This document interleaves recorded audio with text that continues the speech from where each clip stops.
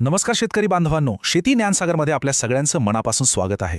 आपलं हे चॅनल खास आपल्यासाठी म्हणजे शेतकरी बांधवांसाठी आहे. इथं आपण शेतीबद्दलची प्रत्येक लहान मोठी माहिती एकदम सोप्या भाषेत समजून घेतो, जेणेकरून त्याचा फायदा थेट आपल्या कामात व्हावा. आणि आज तर मी एक खूप चांगली आनंदाची बातमी घेऊन आलो आहे. ज्या शेतकरी कुटुंबांचं अवकाळी पावसामुळे नुकसान झालं होतं ना, त्यांच्यासाठी शासनाकडून एक मोठा दिलासा जाहीर झाला आहे. चला तर मग याबद्दल सगळं काही नीट समजून घेऊया.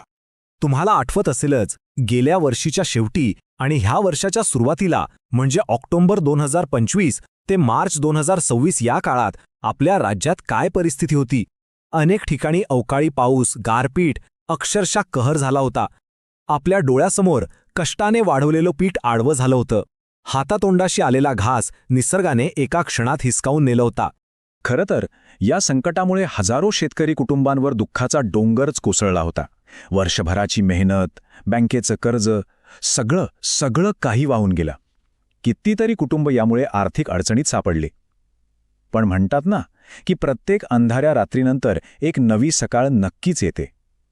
तसंच काहीसं आता या संकटानंतर एक आशेचा नवा किरण दिसू लागला आहे. आणि याच कठीण काळात आपलं शासन शेतकरी बांधवांच्या पाठीशी उभं राहिलं आहे. नुकतंच ज्या शेतकऱ्यांचं नुकसान झालं होतं त्यांच्यासाठी एका मोठ्या आर्थिक मदतीला मंजुरी देण्यात आली आहे. ही खरोखरच एक दिलासा देणारी बातमी आहे. आता ही मदत नेमकी किती आहे, कुणाकुणाला मिळणार आहे, हे सगळं आपण पुढे पाहूया. तर बघा, शासनाने एकूण 53 कोटी रुपयांची आर्थिक मदत जाहीर केली आहे. 50 नाही तर पूर्ण 53 कोटी रुपये. विचार करा, ही किती मोठी रक्कम आहे. ज्या कुटुंबांचं नुकसान झालंय त्यांना पुन्हा उभं राहण्यासाठी हा एक खूप मोठा आधार आहे. या पैशातून पुढच्या हंगामाची तयारी करायला नक्कीच खूप मोठं बळ मिळेल. आणि ही मदत एका दोघांना नाही तर तब्बल 66,312 शेतकरी कुटुंबांपर्यंत पोहोचणार आहे. हा फक्त एक आकडा नाहीये, ही 66,312 घरं आहेत जिथे या मदतीमुळे पुन्हा एकदा आशेचा दिवा पेटणार आहे.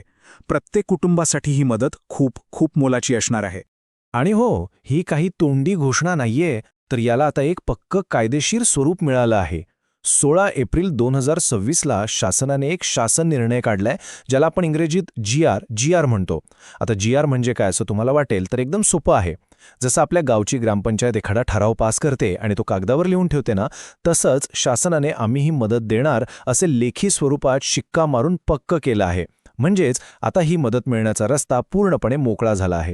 चला तर मग आता हे समजून घेऊ की हे 53 कोटी रुपये आपल्या राज्याच्या कोणत्या भागात, कोणत्या जिल्ह्यांना आणि कसे वाटले जाणार आहेत. आता जरा ह्या तक्त्याकडे लक्ष द्या. इथे विभागानुसार सगळी माहिती दिली आहे. सगळ्यात आधी नागपूर विभाग. इथे गोंदिया आणि वर्धा जिल्ह्यातल्या 1,504 शेतकऱ्यांना 1.13 कोटी रुपये मंजूर झाले आहेत. त्यानंतर आहे पुणे विभाग, जिथे सोलापूर आणि सातारा जिल्ह्यातल्या 4,564 शेतकऱ्यांना 5.77 कोटी रुपये मिळतील. पुढे अमरावती विभागात बुलढाणा आणि यवतमाळमधील 14,589 शेतकऱ्यांना 12.17 कोटी रुपयांची मदत मिळणार आहे. आणि छत्रपती संभाजीनगर विभागात नांदेड, लातूर आणि बीड या जिल्ह्यांमधल्या 8,515 शेतकऱ्यांसाठी 4.44 कोटी रुपये मंजूर झाले आहेत. आता एक खास आणि खूप महत्त्वाची गोष्ट, विशेषतः बुलढाणा जिल्ह्यातल्या शेतकरी बांधवांसाठी अमरावती विभागासाठी जी मदत आहे त्या व्यतिरिक्त एकट्या बुलढाणा जिल्ह्यातल्या 37,000पेक्षा जास्त शेतकऱ्यांसाठी तब्बल 30 कोटी रुपयांहून अधिक रकमेची वेगळी मदत मंजूर झाली आहे.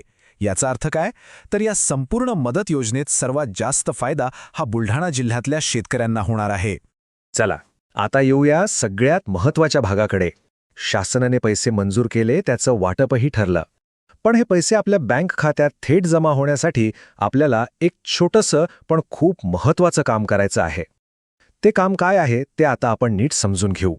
तुमच्या मनातही हाच प्रश्न असेल, बरोबर ना, की मदत तर मंजूर झाली पण ती माझ्यापर्यंत, माझ्या बँक खात्यात पोहोचणार कशी? त्यासाठी मला काही करायला लागेल का? तर याचं उत्तर आहे हो. एक अगदी सोपं काम करायचं आहे. आणि ते काय आहे तेच आपण आता पाहूया. तुम्ही बँकेत गेल्यावर KYC हा शब्द ऐकला असेल. KYC म्हणजे नो योर कस्टमर. सोप्या भाषेत सांगायचं तर तुमच्या ग्राहकाला ओळखा. आता बघा, जसं आपल्या गावात एखादा अनोळखी माणूस आला तर आपण त्याला विचारतो ना, कोण भाऊ तुम्ही, कुठून आलात? तसंच बँक फक्त खात्री करून घेते की हे खातं तुमचंच आहे, दुसऱ्या कोणाचं नाही. हे महत्त्वाचं का आहे? कारण शासनाचे पैसे चुकीच्या माणसाच्या हातात जायला नकोत, ते बरोबर तुमच्याच खात्यात जमा व्हायला हवेत. ही तुमच्याच पैशांच्या सुरक्षेसाठीची सोय आहे.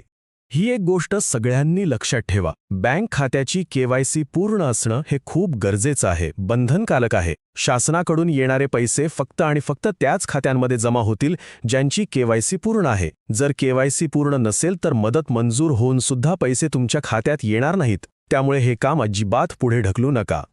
मग आता काय करायचं? एकदम सोपं आहे. फक्त 3 गोष्टी लक्षात ठेवा. पहिली, तुमचं ज्या बँकेत खातं आहे त्या बँकेत जा.